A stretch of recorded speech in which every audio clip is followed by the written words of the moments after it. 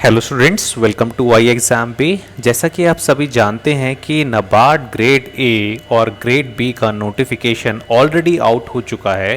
तो उसी चीज़ को ध्यान में रखते हुए आज के सेशन में हम सिलॉजिज्म के कुछ क्वेश्चंस डिस्कस करने वाले हैं। मैंने सिलॉजिज्म का एक बेसिक वीडियो पिछले हफ्ते आप लोगों के लिए रिलीज़ किया था, जिसको आप डिस्क्रिप्शन बॉक्स में जाके देख सकते हैं। तो चलिए स्टार्ट करते हैं। तो स्टेटमेंट में आपको दे रखा है कि सम स्क्वायर्स आर सर्कल। तो स्टेटमेंट के आधार पर हम वेन डायग्राम कंस्ट्रक्ट करने की कोशिश करेंगे कि सम स्क्वायर्स आर सर्कल। तो स्क्वायर को मैं एस लिख देता हूं, सर्कल को हम सी से रिप्रेजेंट करेंगे। तो इस तरीके से हम पहली स्टेटमेंट को वेन डायग्राम के थ्रू रिप्रेजेंट कर सकते हैं। सेकंड स्टेटमेंट में आपको दे रखा है नो सर्कल एज ट्रायंगल, यानी कोई भी सर्कल ट्रायंगल नहीं होगा। अब दोस्तों ध्यान देने वाली बात यह है कि जो ट्रायंगल है वो सर्कल के एरिया से बाहर होगा। तो कहीं पर भी हो सकता है ट्रायंगल, यहाँ पर हो सकता है, यहाँ पर हो सकता है, यहाँ पर हो सकता है, तो कहीं पर भी हो सकता है। तो इसके बेसिस पर हमें कंक्लूजन को चेक करना है। पहला कंक्लूजन दे रखा है नो ट्रायंगल इज स्क्वायर। तो क्या हम अपने वेन डायग्राम के बेसिस पर शॉर्ट कह सकते हैं कि कोई त्रिभुज वर्ग नहीं है? दोस्तों अगर मैं मान लूं कि हमारा ट्रायंगल यहाँ पर है, तब तो ये स्टेटमेंट हमें ठीक लगती है। पर अगर हमारा ट्रायंगल यहाँ पर मैं कंस्ट्रक्ट करता हूँ, तब ये मेरी स्टेटमेंट रॉन्ग हो जाएगी। तो हम 100% श्योर नहीं हैं कि no triangle is a square, तो इंडिविजुअली ये कंक्लूजन गलत हो जाएगा। ठीक है, हम सेकंड कंक्लूजन को इंडिविजुअली चेक करेंगे कि सम स्क्वायर्स आर ट्रायंगल। तो सम स्क्वायर्स आर ट्रायंगल, क्या ये 100% ट्रू है? अगर मान लो मैंने ट्रायंगल को यहाँ पर कंस्ट्रक्ट किया है तो ये 100% ट्रू नहीं है, तो ये भी कंक्लूजन इंडिविजुअली रॉन्ग हो जाएगा। ध्यान देने वाली बात ये है दोस्तों कि दोनों में वेरिएबल सेम है, दोनों कंक्लूजन इंडिविजुअली रॉन्ग है। तो यहाँ पर जो आइदर और का केस है वो सिचुएशन बनती दिखाई दे रही है। देयरफॉर जो आंसर होगा इसका वो होगा आइदर 1 और 2 फॉलोज, यानी option number 3 is the correct answer. चलिए सेकंड क्वेश्चन को डिस्कस करते हैं। तो स्टेटमेंट में आपको दे रखा है कि ऑल ट्रेन्स आर कार, यानी सारी की सारी ट्रेन कार हैं।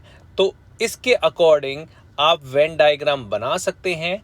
आपका वेन डायग्राम रिप्रेजेंट कर रहा है कि सारी ट्रेन्स कार हैं।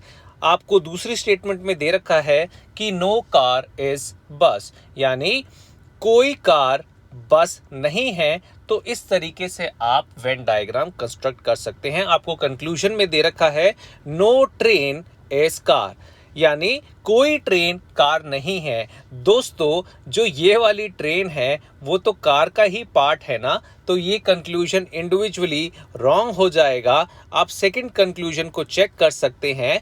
आपको सेकंड कंक्लूजन में दे रखा है नो ट्रेन इज बस। जब कोई कार बस नहीं है तो ट्रेन भी दोस्तों बस नहीं हो सकती। देयरफॉर जो कंक्लूजन नंबर 2 है वो सही होगा और आपका सही आंसर होगा option number 2, that is only conclusion second follows. Third question में आपको स्टेटमेंट में दे रखा है कि no book is a pencil, यानी कोई किताब पेंसिल नहीं है। तो इस तरीके से आप डायग्राम को कंस्ट्रक्ट कर सकते हैं। आगे आपको स्टेटमेंट में दे रखा है कि सम पेंसिल्स आर इरेजर, यानी कुछ पेंसिल इरेजर हैं। ठीक है दोस्तों, तो इस तरीके से आपको वेन डायग्राम कंस्ट्रक्ट करना आना चाहिए। यहाँ पर मैं ये बता देता हूँ कि ये इरेजर दोस्तों यहाँ पर भी हो सकता है, यहाँ पर भी हो सकता है। तो ये सारी पॉसिबिलिटीज़ आपको अपने दिमाग में रखनी है, क्योंकि हमें पता है कि कोई भी बुक पेंसिल नहीं है, पर इरेजर की कोई लिमिटेशन नहीं है। ठीक है, उसके आधार पर हमें कंक्लूजन को चेक करना है। पहले कंक्लूजन में दे रखा है कि some books are not eraser. तो अगर हमारा इरेजर यहाँ पर है दोस्तों, तो some books are not eraser, ये बिल्कुल ठीक है। पर मैंने आपको बताया था कि इरेजर की कोई भी लिमिटेशन नहीं है। अगर मैं इरेजर को यहाँ ड्रॉ करता हूँ तो सम बुक्स आर इरेजर, तो हम 100% श्योर नहीं है, तो ये हमारा कंक्लूजन गलत हो जाएगा। जब भी दोस्तों हमारा जो वेन डायग्राम से कंक्लूजन निकलता है वो 100% मैच करेगा, तभी कंक्लूजन ठीक होगा, वरना गलत हो जाएगा। दूसरा आपको कंक्लूजन दे रखा है कि सम पेंसिल्स आर नॉट बुक। जब कोई भी बुक पेंसिल नहीं है तो सम पेंसिल आर नॉट बुक भी बिल्कुल ठीक होगा। देयरफॉर कंक्लूजन नंबर 2 फॉलोज, और जो करेक्ट आंसर हो जाएगा वो होगा ऑप्शन नंबर 2। नेक्स्ट क्वेश्चन में आपको दे रखा है स्टेटमेंट में कि सम कंप्यूटर आर स्कैनर्स, यानी कुछ कंप्यूटर स्कैनर हैं। तो इसी अकॉर्डिंगली आप अपने वेन डायग्राम को कंस्ट्रक्ट कर सकते हैं। साथ ही साथ आपको दे रखा है कि नो स्कैनर इज प्रिंटर, ठीक है, यानी कोई भी स्कैनर प्रिंटर नहीं है। तो जो प्रिंटर है वो स्कैनर के एरिया से बाहर रहेगा, ठीक है। प्रिंटर यहाँ पर भी हो सकता है, यहाँ पर भी हो सकता है, यहाँ पर भी हो सकता है। तो इस चीज़ का आपको ध्यान रखना है। तो कंक्लूजन को चेक कर लेते हैं। पहला कंक्लूजन कहता है कि ऑल स्कैनर आर कंप्यूटर। तो ये तो दोस्तों हमारी स्टेटमेंट गलत हो जाएगी, क्योंकि ये कोई ज़रूरी नहीं है कि सारे के सारे स्कैनर कंप्यूटर होंगे। हमारे वेन डायग्राम में ही ये चीज़ गलत साबित हो रही है, 100% ट्रू नहीं है, तो कंक्लूजन गलत हो जाएगा। आपको सेकंड कंक्लूजन दे रखा है कि सम प्रिंटर आर स्कैनर, यानी कुछ प्रिंटर स्कैनर है। जब आपको पता है कि कोई भी स्कैनर प्रिंटर नहीं है तो कुछ प्रिंटर स्कैनर कैसे हो सकते हैं दोस्तों, तो ये कंक्लूजन भी गलत हो जाएगा। Therefore correct answer for this particular question is option number 4, that is neither 1 nor 2। तो चलिए नेक्स्ट क्वेश्चन को हम डिस्कस करते हैं। आपको स्टेटमेंट में दे रखा है कि सम डॉग्स आर कैट, यानी कुछ कुत्ते बिल्लियां हैं। तो उसी अकॉर्डिंगली आप अपने वेन डायग्राम को कंस्ट्रक्ट कर सकते हैं। आपको आगे स्टेटमेंट में दे रखा है कि नो लॉयन इज डॉग, यानी कोई शेर कुत्ता नहीं है, ठीक है। तो अब जो डॉग के एरिया से लॉयन बाहर रहना चाहिए, बाकी लॉयन दोस्तों कहीं पर भी हो सकता है। बस आपको ये ध्यान रखना है कि डॉग के एरिया से लॉयन को बाहर रखना है, ठीक है। अब वेन डायग्राम के हिसाब से हम अपने कंक्लूजन को चेक करते हैं। सबसे पहले कंक्लूजन में दे रखा है कि सम कैट्स आर लॉयन, यानी कुछ बिल्लियां शेर हैं। तो ये भाई हो भी सकता है, नहीं भी हो सकता है, हम 100% श्योर नहीं हैं।